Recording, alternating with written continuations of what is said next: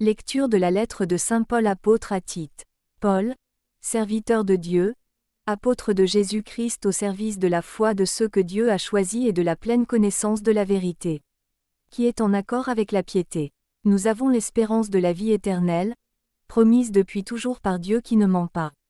Au temps fixé, il a manifesté sa parole, dans la proclamation de l'Évangile, qui m'a été confiée par ordre de Dieu notre Sauveur.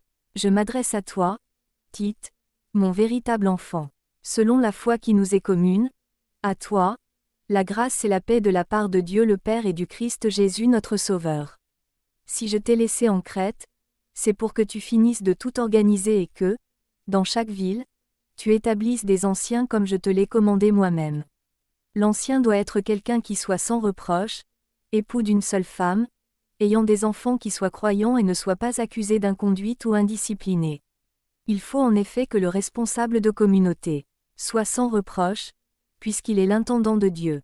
Il ne doit être ni arrogant, ni coléreux, ni buveur, ni brutal, ni avide de profit malhonnête, mais il doit être accueillant, ami du bien, raisonnable, juste, saint, maître de lui.